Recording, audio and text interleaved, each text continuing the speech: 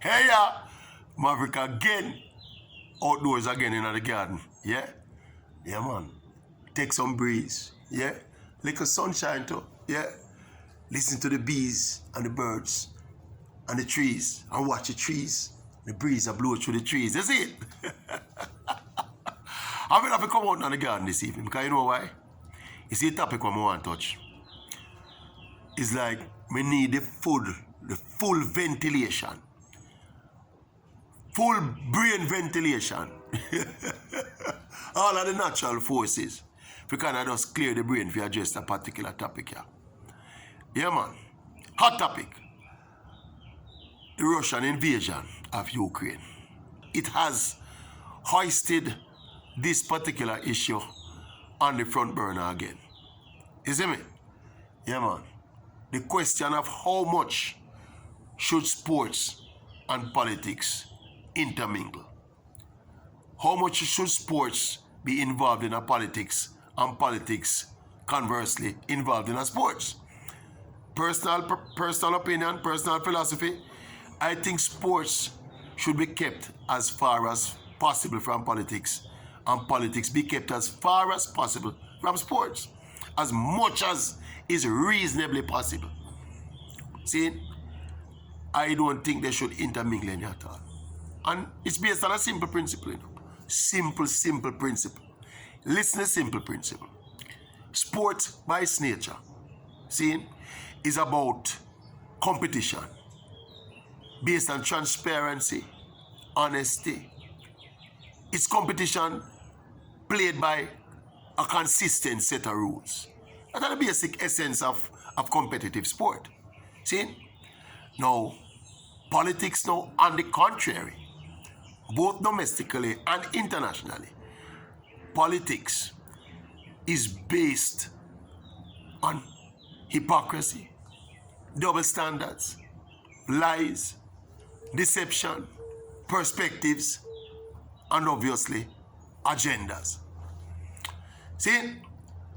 So these are two diametrically opposed set of principles.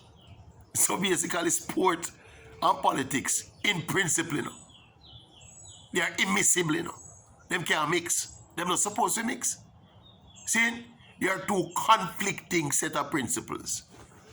The essence of sport is completely opposite to the essence of politics. Now one can understand if, for example, there are going to be circumstances when you have like safety concerns, where let us say a place, a particular area in a political turmoil or a country in a political turmoil, and that will cause potential harm, risk, the danger of athletes getting hurt and football players getting hurt and officials getting hurt and spectators getting hurt, then you suspend that sporting activity for safety reasons. But this thing now where sport is being used basically as a vehicle for social activism and political activism, me think it wrong. And it is destroying the fabric of sport. Yeah? When I sit, let us say I sit, I'm a sports fan, and I talk for the average sports fan as well, I assume. For the average sports fan, you become a sports fan, you know, because you're interested in the things that comprise sport. Interested in competition like basketball, you watch basketball for the competition, you watch the skill set of the players. These are the things that sports, because not everybody in the world is a sports fan, you know. You have a lot of people who are not into sports, but the target audience of sporting activity generally are people who enjoy sport in its purest form and enjoy sports for what it is. When we sit down for watch a sporting event, you know, let me talk for myself. When me sit down for watch a sporting event, me no go around there for see the latest thing we are going on the political front, you know, or on the social activism front, you know. It's not that me sit down for watch my sporting event for or pay my money, pay my subscription fee to get my sports channel, or pay my money going to the arena for watch a game. That is not what me bargain for, you know, as a sports fan, you know. Me want to see sport. See, sport by and large, you know, is an escape, you know. for a lot of these harsh and bitter realities out there in the bump and grind world, you know. You understand me? Sport is almost like like an escape for your mind. Sometimes you enjoy something that offers you a contrast to what are going out in the world. It's not supposed to be entangled, yeah, in all of the quagmire that the other world, that the other activities in the world have to offer us, you know. It's supposed to be an oasis, see, of hope, see, in the desert of hopelessness, rather than being a part of the hopelessness, you know. And that is where sport ahead right now.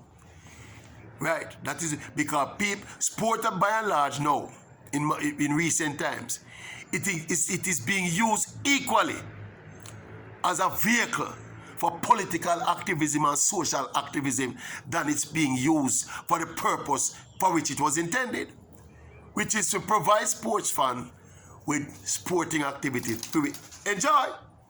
You see me I said? This one, it's a bird that, you know. You see me I said that, me I tell you about the garden again. Big loud flapping bird a while ago, whooping up, pooping on my head, you know. Anyway, see, let me tell you. So that is the reason. It is based on the diametrically opposed set of principles that drive sport compared to that which drive politics. Why I think sport should be kept far away from politics as possible. Yeah. See, and I think another important ingredient in this equation is that I think the politicians and the activists of this world, what they have now resorted to do, you know, they are now using sport, using the vehicle of sport, because them see the popularity of sport and them see the reach of sport. So they are not really fans of sport, you know, but they are now instead using sports as a vehicle for them agenda, you know, which we think is wrong. See, you were never a fan of sport, but because you see the reach of sport, because of sport made sport, what sport is, you know, it's not sports plus activism and sports plus politics that made sport what sport is, you know. But sport, having made itself what it is now being permeated and basically taken over by activism and politics. And I think it's a sad day for sport and the sport-loving people of the world. Yeah. I think it's sad.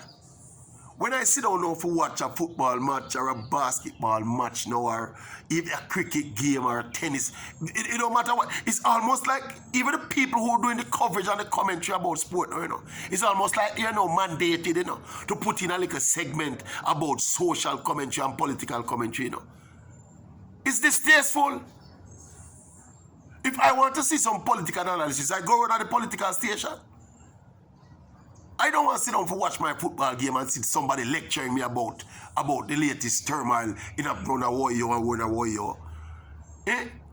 Sport and politics is to be kept. They are to be kept apart, brother. Yeah? Cannot agree with it. Remember the principle of it, you know. You might call it simplistic, but sometimes simplicity is what we need to survive. Remember me tell you. See, the two set of principles that drive sport and politics respectively are two diametrically opposed set of principles. Sport is based on fair play, on honesty and playing by a particular set of rules. Politics is the complete opposite. Politics is characterized by hypocrisy, double standard, lies, deception, and political agendas. See? These are what you call, these are contrasting forces where people are forced. And I think sport is the one that is losing. Sport is losing. My beloved, sport is the one that is being compromised. Trust me.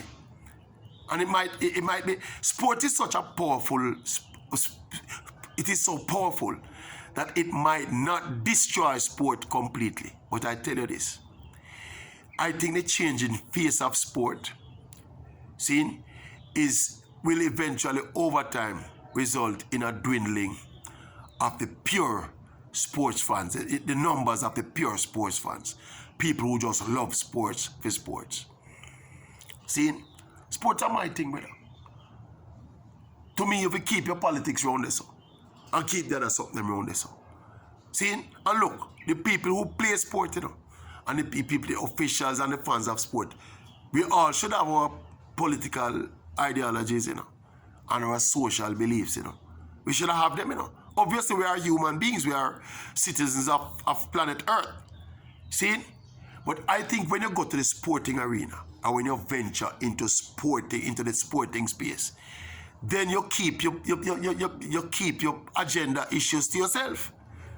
See? So the footballer, whatever we play, he might have him opinion about whatever going on around the sun and whatever he thinks should happen around there, See?